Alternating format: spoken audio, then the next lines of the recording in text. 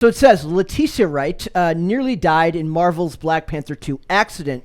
And basically what happened is she fractured her shoulder and got a major concussion doing like a motorcycle stunt. And when you get the description of like what Moms she had to everywhere point to this story and say, look what happens when you ride a motorcycle. That's exactly right. I mean, it's like my parents when I picked up skating, you're going to get hurt. You're going to get, my dad didn't say that stuff, but my mom said that stuff. But it's one of those things where one of the reasons that I wanted to talk about this, in addition to the other articles, like when you think of companies of this size, of Disney, of Marvel, of the size of these production companies, you assume that it's like this streamlined, well-oiled machine. And from what I can see here, judging from the outside looking in, it's absolutely not that. So it says the information comes from a result of a post on Reddit regarding visual effects workers complaining about working for Marvel, where a crew member for Black Panther 2 goes into detail about Letitia Wright's accident that caused during the filming of Black Panther 2 to be delayed, where it was reported that Wright suffered a fractured shoulder and a concussion with severe side effects. And I am sure that when you're an actor, you don't sign up for like... Well, okay. One of the details of this article that kind of bothered me, it was saying that she didn't actually feel safe about performing the scene. But they made her do it anyway. Is that something that they can make her do? Is it a breach of contract to not do your own stunts? Maybe she felt too worried to like say, I don't want to do this. I'm picturing Tom Cruise in the background giving her judgy eyes. Like, oh, you don't want to do your own stunts? You don't have jet fuel in your blood? Exactly. I think part of it is in contract, they say, like, you're responsible for these kinds of stunts, or, like, I assume we need a stuntman to come on here who's like, oh, if it's just something small, actors do it themselves. If it's something big that's choreographed, then a professional does it. Sure, but then you would think, like, a multi-billion-dollar media conglomerate would be able to ensure your safety. Yeah, I think that's the thing. Like, did she... not feel safe because she wasn't trained? Did she claim on her acting resume, yes, I can ride a motorcycle, and then she was like, can't tell anyone I can't do that, but actually I don't know what I'm doing. Jordana Brewster and Michelle Rodriguez neither had driver's licenses when they got hired for the Fast and the Furious movies. Yeah, I think it's like a joke. I mean, Friends makes this joke all the time with that man actor who's on it, like the man actor, Joey, maybe. Wait, there are multiple men. Brett is judging me, show. and I was born in a time before you guys. There's multiple men. Yeah, there's only one who's an actor. Anyways, and he he claims he can like ride horseback and speak French, and he like cannot do those things. I think that there's like a question here about like, did she not feel like if she said, hey, I don't feel comfortable doing that, is she in breach of contract, or did she not understand that her contract allowed her to get out of it? So I'm going to read the statement that they make. It made me laugh. It's fairly long. Okay, so it here says, we go. Okay, so my last show, my truck drivers was the picture car driver for for Black Panther 2, and our props guy were also there. I was rigging in Atlanta. She was injured in Boston. During a motorcycle stunt, she said she didn't feel safe, so they strapped her down to the motorcycle. Yeah, I know. My jaw dropped at the sheer stupidity and sheer amount of people who had to thumbs up that decision to make it happen. The motorcycle was on a biscuit car. The stunt driver probably would hit that stunt 19 times out of 20, right? Well, the 20th time happened. No, that does not, they didn't do 20 takes. They're just saying that all is well until shit hits the fan. That one time it all goes wrong. And you're basically relying on sheer dumb luck for safety. And that's kind of like... the industry as a whole, like as safe as you make it, it's never 100% safe. It's never going to be 100% safe. Okay, but he is also admitting that they are acting like a ragtag, like independent grassroots set. Yeah, they're not like college kids making a movie. They easily have more than enough resources to make sure that things like this don't happen. You don't need to rely on luck. Thank you. Guarantee you the budget is over $200 million. Of course. So it says the biscuit car hit the curb. It says the biscuit car hit the curb so hard it broke the welding, and the biscuit went one way, and the bike with her attached went the other. It broke her collarbone for certain. Probably more than that. I don't know for sure. Speculating based on physics and common sense. severe concussion, and one of the props guys I referred to got to ride with her to the hospital in the EMS because he was the only one who knew how to take off the Black Panther helmet that she was wearing, and they think that is what saved her life, basically. Insane. She was legitimately severely injured and went back home to London to heal and rehab. I was injured myself by the end of that week, but the show went on a month-long hiatus last September, shot around her in October and November. So basically, they had to shoot around her injury. She's not in every scene of the movie. That's fine. Yeah. You have to do that. So they pushed back the 8-week hiatus because of COVID, pushed about everyone by 2 weeks after Christmas and New Year and holiday break. New Year holiday break. I never went back because I was rehabbing my knee for 7 months, but the show wrapped in late February last year. They're currently doing 14 days of reshoots in Los Angeles. Like I said, I keep thinking that these are like well-oiled machines, but when you're working at this level, you'd think at the very least, if not well-oiled, safe. I can't speak to the... Every day I become more and more of like a worried soccer mom, despite the fact that I'm not married, don't have children. Like this whole thing, like when he's like, yes. And then they were like, you know, it's a good idea. Let's strap her to the motorcycle. And you know what? Let's do this. I want to be like there. Agree to that? And just be like, what are you doing?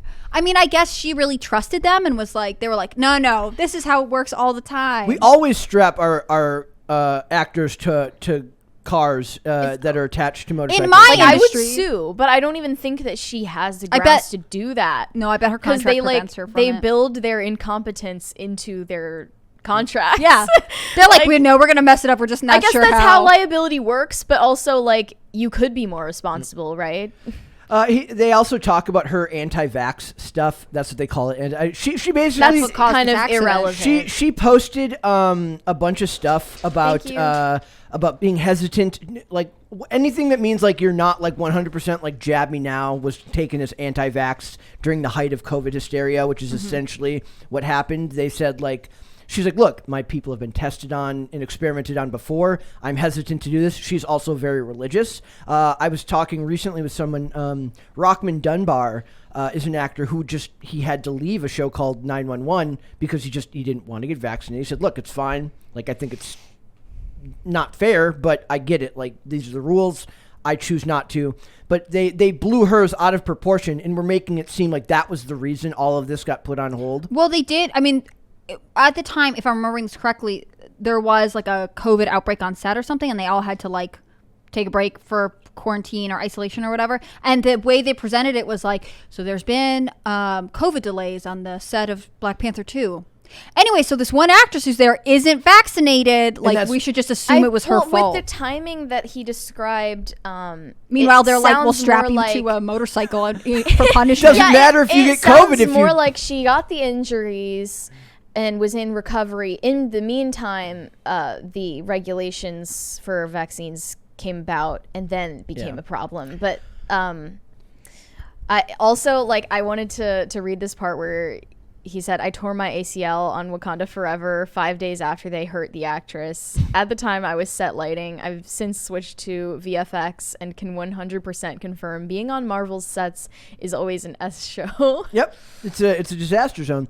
And the funny thing about this is she got blamed for the delays because of her anti-vax stance, but it once again proves that it's just a cover. Even though it wasn't even clear that she had COVID. But it's not just that, but it's also it's really, really shallow because they say right here, it says her anti-vax was not that big of her being anti-vax was not that big of a thing that social media made it out to be. The effing movie was shot primarily in the state of Georgia, where a lot of the crew was anti-vax, and those who weren't vaccinated tested more frequently than those who were. So they had protocols in place, like, look, you don't have to get vaccinated, but you do have to at least get tested more frequently than the rest. But they blame them. And it's also funny, like somebody being like, maybe I will, maybe I won't, just take it. It's like anti-this, anti-that, when she's just exercising her right to bodily autonomy. I found this interesting that it seems like they used the anti-vax thing as like a cover for their incompetence on set.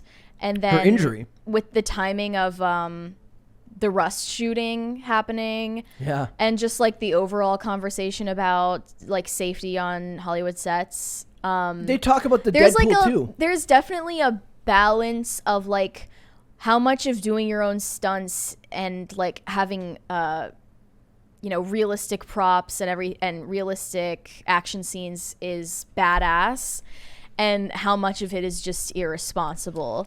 Like, I think about in like old Hollywood, like remember the Tin Man on Wizard of Oz, who got like lung failure from like aluminum particles on. He was allergic to the paint that they used. Yeah.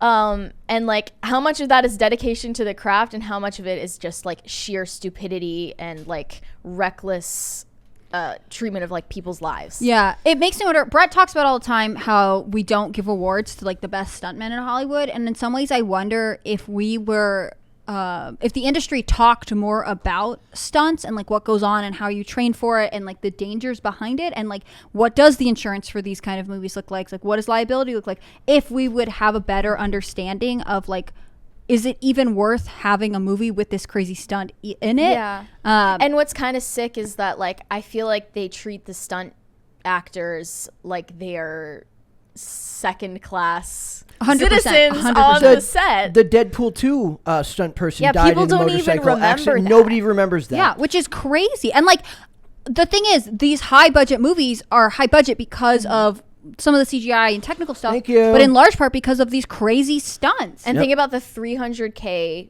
fine that they had to take for the Deadpool 2 incident.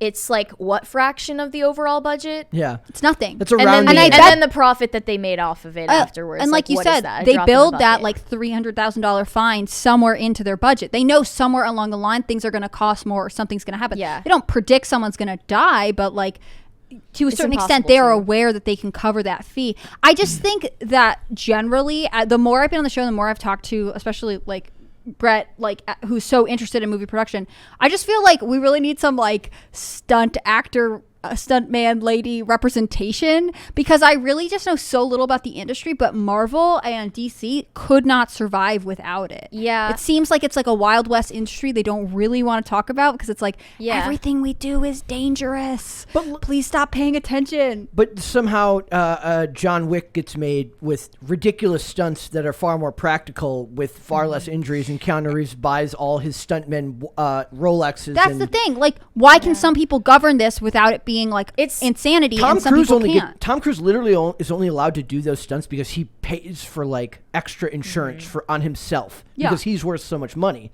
It reminds me of there's a really great like TikTok or Instagram video of like Will Smith when they're like on the set of the Suicide Squad, and somebody who's like clearly never picked up a gun before picks up a gun and like muzzle brake, like just like points it at someone in his face, just goes. Like you can tell that he's at least been around them on set his whole life, and it's just like why was there not like an armorer right there to like push that dude's like push the muzzle down? Was it loaded? No, it wasn't. But that doesn't matter. The point is that I was always raised that you're supposed to treat every gun like it's loaded, as if it's loaded. Exactly. So it's there's a certain amount of like a lack of I don't know if it's like a lack of responsibility, but there's like this attitude that they have to get it done. And they have to get it done at all costs, any possible cost. And then you look at, I had the articles pulled up about the visual effects artists and how difficult it is for them to get anything done because Marvel keeps giving them, at the deadline, they're asking for changes. It doesn't feel like the well-oiled machine that it could be if they felt like it. Yeah. But what changes are they asking for last minute? Like, is this like having to delete Ezra Miller from like your series, or is it like actually we changed our mind and we want a slightly different color there? So it says Marvel has probably the worst methodology of production and visual effects management out there. They can never fix the look of the show before more than half of the allocated time for the show is over. The artists working on Marvel shows are definitely not paid equivalent to the amount of work they put in. The charm for working for Marvel is way more overrated now, and I would much rather be happy working on a TV series after decades and decades of this. And they just talk about it's like whether it's stunts, whether it's visual effects, there is no streamlined. I don't know if it's even possible to be that streamlined with a $250 million ballooned budget to what you're making. Can you even do that?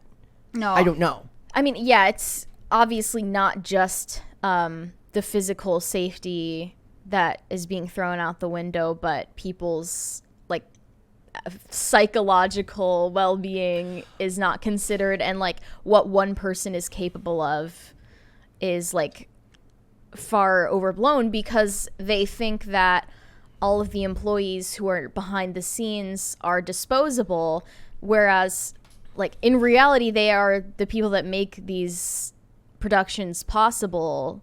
Chris Pratt has this really good line. I saw him in an interview once, and someone was like, "You're so great in that movie. You did such a good job. I mean, really, like, they say something to the effect of like the movie, like, couldn't be without you." And he was like, yeah, I repeat lines that someone else has written me after someone does my makeup perfectly, and I stand on a spot that's been completely lit by someone else while someone else tells me what to do. Yes, you're right. The movie could not happen without me. I wish I remembered that more smoothly, but like, I think about that all the time. I think you're totally right. Like, in some ways it sounds like these are people who are really dedicated to their craft and know that like they are treated as disposable. So like the studio can be like, hey, you have 72 hours to fix this thing that actually takes you weeks. So they work round the clock and they get it done, but it's incredibly stressful.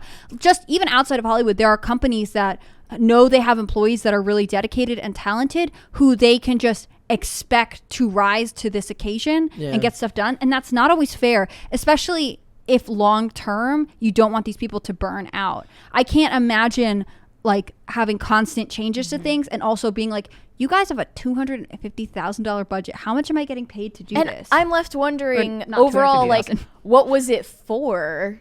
The ultimate, product, the outcome that they get every time is the same CGI garbage. Mm-hmm. And to be fair, like usually 2 acts of it are seamless looking CGI, and then the third act that's like an inside joke, right? Like the third act always looks less good because they're running out of time and they have 27 other things to do. But the funny thing about this is they talk about how they basically Marvel they get underbid because Marvel has all the power because they're the biggest company right now. So if you're a stunt person or you're a visual effects artist, and your industry relies on either needing something dangerous to happen on set or needing CG or computer-generated imagery to be built or animations to be made, being the largest company, they can just take lowball offers because they know that they need them more than Marvel doesn't need them as much as they need Marvel because Marvel can have their pick of any of these any of these production companies. I hadn't thought about it from this angle before, but he called Marvel a horrible client, which shows that these are like a lot of freelance they're not contractors. They're not in-house for They're Disney. not in some like big corporation where you get in your cubicle and you do the same thing every day. Like it changes all the time. Have you ever looked at the Marvel makes you stay and watch the credits for all their movies for their pointless post-credit scenes? Have you ever looked at just the sheer number of animators and people working on that? And that goes with the stunt people too. So it's like, on one hand, I kind of get it. Look, it's a huge production. You have to break a few eggs to make an omelet. Obviously, I'm not saying to break the people, but I'm saying that it's never going to be a 100% smooth process. But it just feels like this stuff is all coming out at once, and it's very interesting. Given the size of the budgets, you'd think there would be a way for them to streamline the process just a little bit more. And there are so many people involved in a project at some point that it loses its soul, which we're going to talk about. We'll do that. Let's do super chats, and we'll get into that. Yes. Dragon's Talon 1001 said they wanted Letitia to hop up from the accident and say, "'Tis only a flesh wound." Yes. And go up to the top. We got one from Dizwiz. Oh. Says shotgun. Perfect. Okay. Called Shotgun. For the whole episode. He's sitting right there for the whole episode. Bad App said, "I love you, Brett. All hell, Chet." I like that it's Brett and Chet. Brett and Chet make a good duo. That's us. I want you guys to have like a morning talk show where you like bring people on. You could be like the new Paul brothers. Let's go. The new what are they called? The Island Boys. Oh my God. Let's do this. I think it's a great idea. License to print money, my friend. On days that you're not doing the show, Mary should just be your agent and get you other gigs. Perfect. Dragon's Talon 1001 said, "What Fozzie Bear almost died in a Miss Piggy rampage? Waka Waka forever." Wait, what? Waka Waka is this thing, right? Black Panther? Wakanda? Is that Wakanda. what we're calling it now? I don't know. Caper2X said, "Mary, we miss you at IRL. Howdy, Hannah Claire, aiming for your cup, school marm and word mistress." You're a word mistress. I'm a school marm. This is amazing. Javi J said, after those most inspirational words for the creator of White Boy Summer. I'm sad the patron saint of White Boy Summer was not in the studio. We are too, trust us. We are very sad. At least we have our statuesque goddess of journalism, Hannah Claire. That is so nice. Adorable, who is this? Javi J. The most adorable gelfling? I don't know what that is. Mary like and Brett too. I guess I'm an afterthought. That's what's that's a fun. gelfling? I don't know, but I'm still naming. I would say Google it, but I get Why nervous. is everyone being so poetic right now? The super chats are like I'm loving it. Shakespearean today. I love it. I think it's great. Thanks for watching this clip, guys. If you want to see full episodes or follow us on social media, links are in the description below. Bye. Bye.